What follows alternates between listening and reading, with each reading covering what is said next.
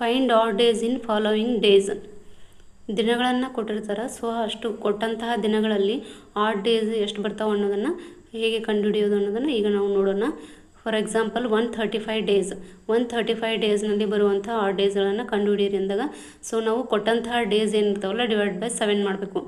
So ಕೊಟ್ಟಂತಹ ದಿನಗಳು /7 ಮಾಡಿದಾಗ ಕೋಶಂಟ್ ಏನು ಬರುತ್ತಲ್ಲ ಅದನ್ನು ನಾವು ಕನ್ಸಿಡರ್ ಮಾಡಬಾರ್ದು, ರಿಮೈಂಡರ್ ಏನು ಬರುತ್ತಲ್ಲ ಅದನ್ನು ಕನ್ಸಿಡರ್ ಮಾಡಬೇಕಾಗುತ್ತೆ.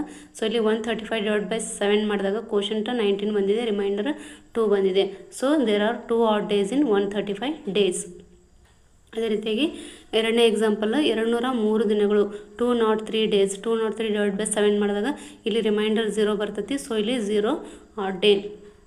ಅದೇ ರೀತಿಯಾಗಿ 1321 ಡೇಸ್ 1321 ಡೇಸ್.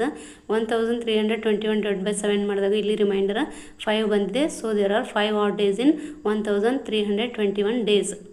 Next 182 days. 182 / 7 ಮಾಡಿದಾಗ ರಿಮೈಂಡರ್ 0 ಬಂದಿದೆ.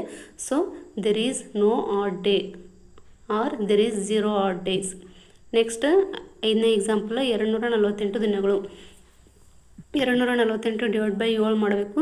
ಸೊ ರಿಮೈಂಡರ್ 3 ಬರುತ್ತೆ. ಸೊ ಅಲ್ಲಿ 3 ಆಡ್ ಡೇಸ್ ಇದಾವೆ ಅಂದಂಗೆ. There are 3 add days in 248 days. In 438 days 438 / 7 ಮಾಡಿದಾಗ ರಿಮೈಂಡರ್ 4 ಬರುತ್ತೆ. ಸೊ ಇಲ್ಲಿ 4 ಆಡ್ ಡೇಸ್ ಬರ್ತಾವೆ. ಅದೇ ರೀತಿಯಾಗಿ 782 ದಿನಗಳಲ್ಲಿ ಬರುವಂಥ ಆಡ್ ಡೇಸನ್ನು ಕಂಡುಹಿಡೀರಿ. 782 / 7 ಮಾಡಬೇಕು. ಸೊ ಇಲ್ಲಿ ರಿಮೈಂಡರ್ 5 ಬರುತ್ತೆ.